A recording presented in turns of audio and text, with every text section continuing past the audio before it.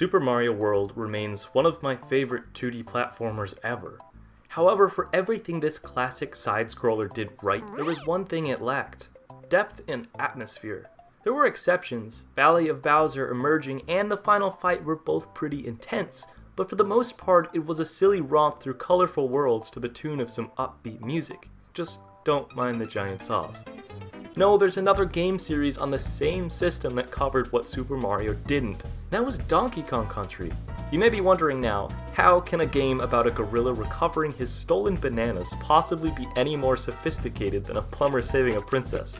Well, that can be broken down easily to one major component: an unparalleled delivery of music and visual ambience alongside the adventure. Today I'll be looking at the dark aspects of DKC, this time focusing on the mature direction and tone this game changer established. The plot of Donkey Kong Country is as basic as one would expect.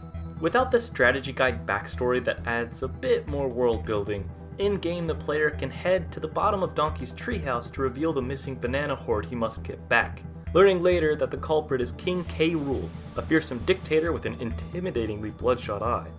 Why exactly he's taking the bananas is up for debate, whether he wants to stave off the Kongs, which is dark in itself, or feed his own pirate crew to combat scurvy, as suggested in another video of mine.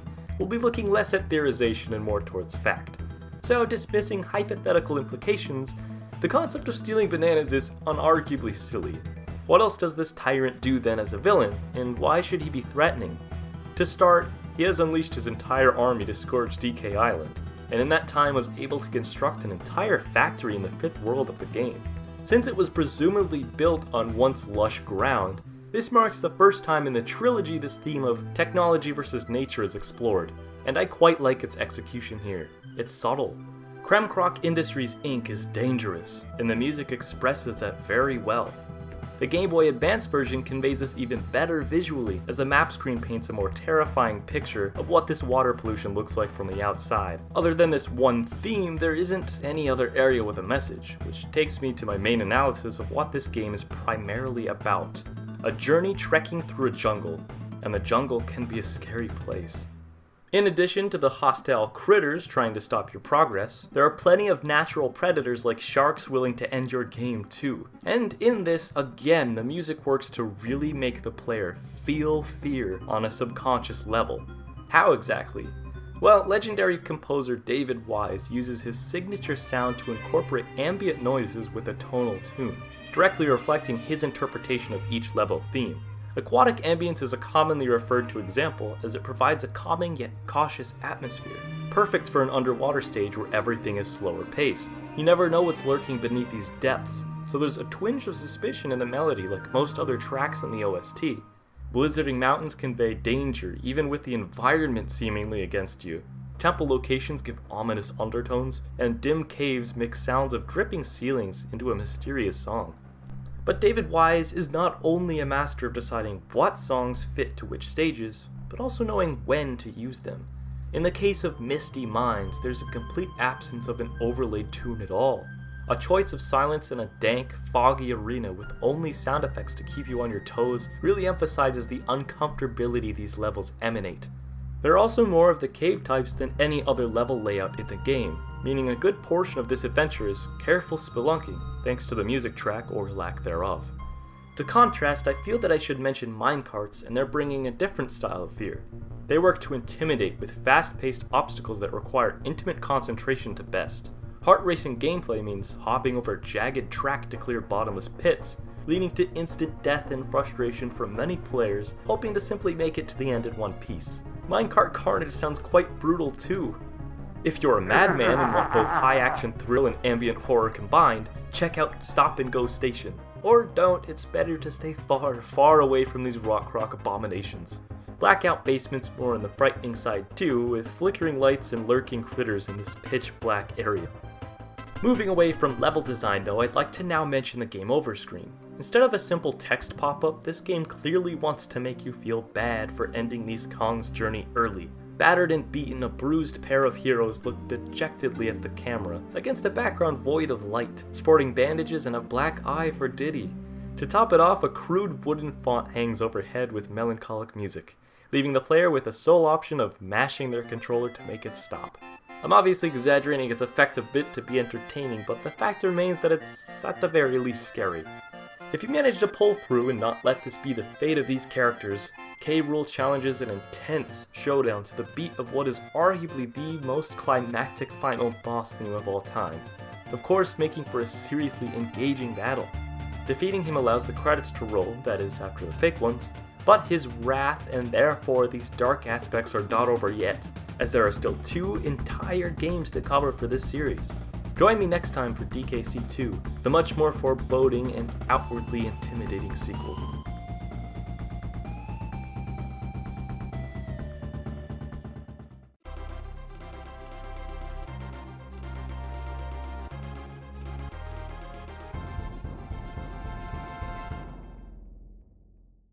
In the last video, I looked at the dark aspects of Donkey Kong Country. This time though, I'll be analyzing Diddy's Conquest, a sequel that expands upon absolutely everything the original established. Grander levels, better bonus stages, and an introduction to the best character in the entire franchise. But that's not all.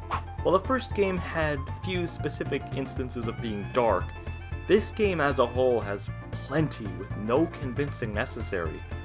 DKC was all about taking back stolen property. While the odds seemed against you at times, there was a level of optimism, as you're Donkey Kong, a true hero with a lifelong buddy at your side. This time around though, Donkey Kong is kidnapped. He's gone, and it's up to the sidekick and his girlfriend to take charge. What's more, you're no longer on familiar grounds. The entire game takes place on enemy territory, and the music makes this immediately obvious. While the map screen music for the last game was rather comical, this time it's sinister. You are unquestionably in treacherous land. The entire game is clearly themed this time too, with all Kremlings donning a pirate motif in every level.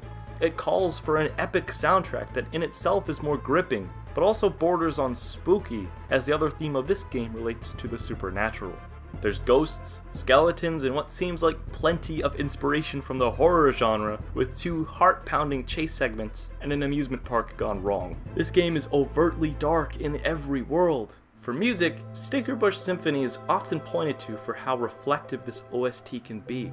It's sad, nostalgic, and a beautiful listen when traversing such difficult terrain.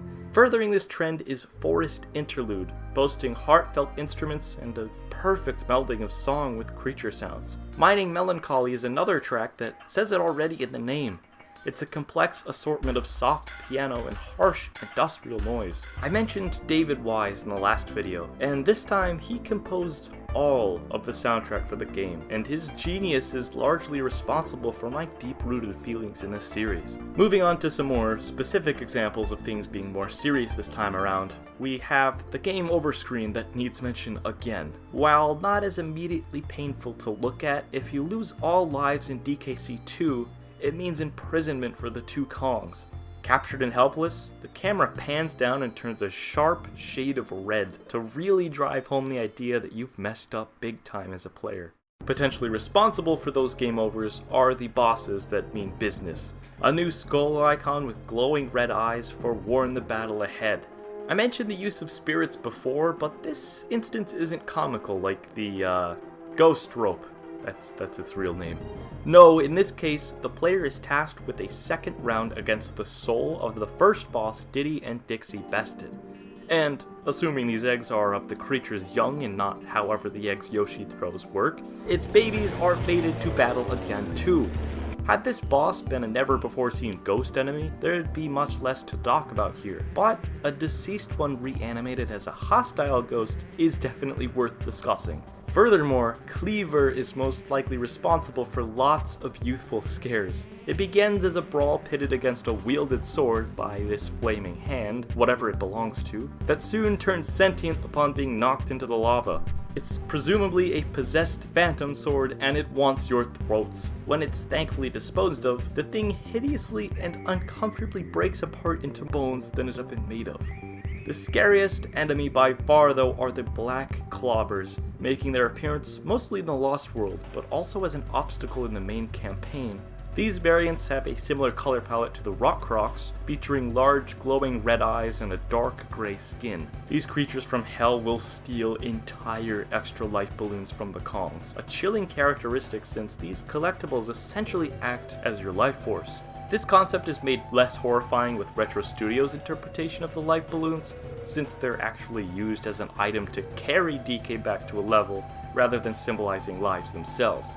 Though it's still worth noting as this game was made much later and not part of the original Rare trilogy.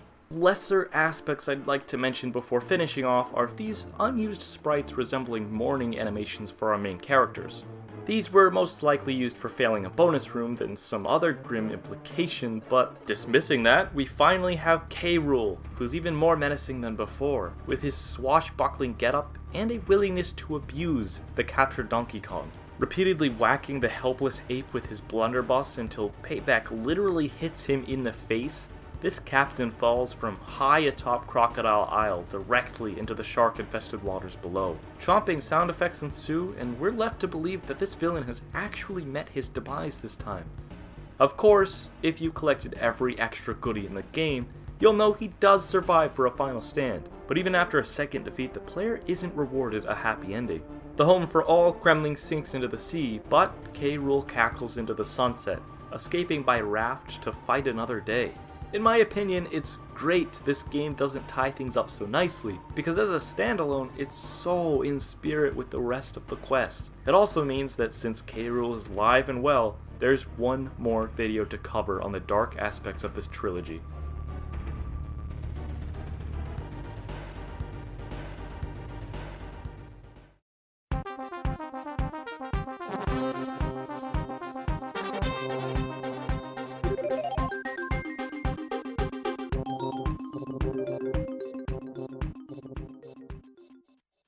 So before I begin, I'd like to start out this video with a shocking commercial I found. There comes an age in life when you find out what hands are really for. Donkey Kong Country 3 by Nintendo.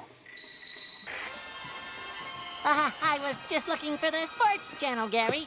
Yeah, that's real. However surprising their adverts may have been at one point though, Nintendo always has been a company with primary focus on video games that anyone can enjoy.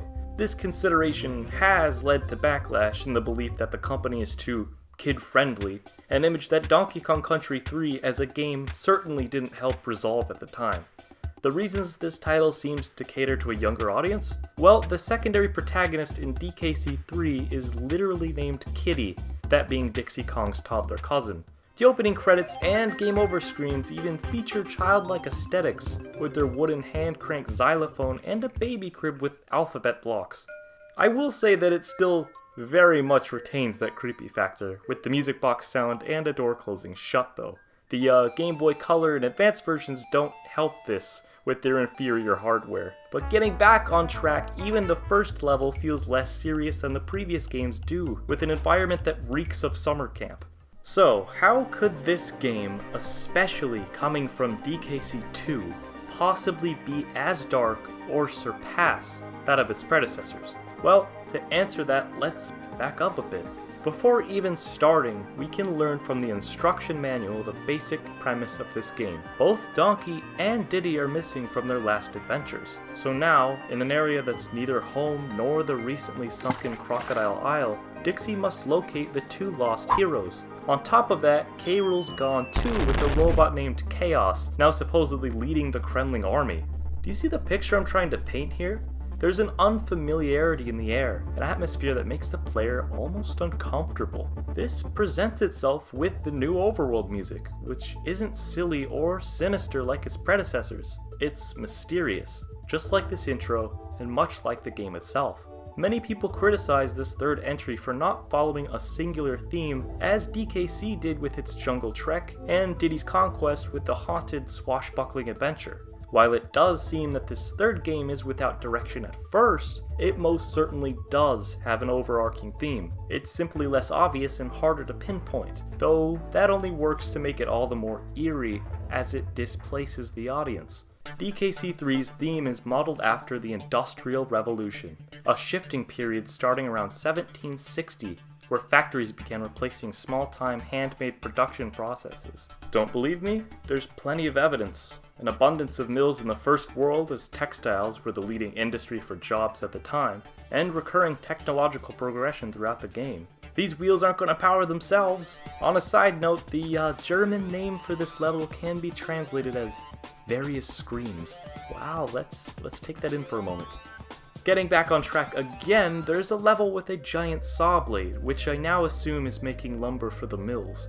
The world it comes from is called Mechanos, a step up from the original Donkey Kong Country's subtle nature versus technology message I had mentioned via Kremkrok Industries. In this game, we actually see a direct consequence of Mechanos' smog. It's affecting the ecosystem by inhibiting flower growth and causing disarray to the local Brothers Bear resident. The extent of the pollution is mentioned only by Bramble, but we see firsthand quite frequently implications of its effect within levels not exclusive to this world. Chaos Core, for example, has a stage straight up titled Poisonous Pipeline, featuring purple water that inverts the left and right controls. A real-world effect from submerging in this liquid could be quite scary, but regardless of speculation, it's clear this toxic water is meant to inflict some sort of disorientation when exposed. This isn't the only example either, as Low G Labyrinth sees the Kongs traversing yet another pipeline, this time with gaseous green fumes that slow them down. My point is that while DKC introduces the concept, DKC3 fleshes it out so much to the point where this is almost inarguably the direction these developers wanted to go. 2 levels have gimmicks involving poison that influence the Kongs, and another, the giant saw, that can be visual fodder for the concept of forest destruction. I love DKC3's focus on pollution and its Industrial Revolution motif, reasons why it's my personal favorite of the trilogy, and deserves to have been covered for dark aspects. Unrelated to this theme, but significant to the overall anxiety-ridden presence the game presents, is the song Waterworld. This is, in my opinion, the darkest music track to ever find itself in a Donkey Kong Country game. Credited as Eveline Fisher, but now known as Eveline Novakovic, is to thank for this, the replacing lead composer and sound director for this third game. Being no stranger to the series, she really does a spectacular job crafting her own OST here, worthy of admiration amongst the very best of video game tunes. The other underwater themes, Aquatic Ambience and Lockjaw's Saga by David Wise, can be summed up as beautiful and epic respectively, but this game takes a different approach and primarily centers around the horrors beneath the surface. This song invites feelings of helplessness and everything off-putting about the sea in one melody. 2 of the 3 stages it's featured in are fairly diseasing to boot, as the first requires a stalking fish that must be fed to finish, or he'll bite you, costing a Kong, and the second a ride through darkened reefs with an illumination mechanic. With that stated, I'd like to now discuss the bosses. While not as outright menacing as these icons, I'll note that the game does have a neat gimmick with its boss locations on the overworld. Check out these evil faces, though they admittedly can resemble what a small child would draw to be scary. Speaking of childish, while some of the bosses are silly concepts like an anthropomorphic burping barrel or an abominable snowman, they all have one thing in common, and that is irritated big red eyes. K. Rool's always had this going for him, but apparently it's infectious in the northern Cremisphere. Look at all these. When they're all eventually defeated and the unconventional pair make their way to Castle Chaos, it's finally learned that K. Rool really was here the whole time, influencing his army behind a literal curtain.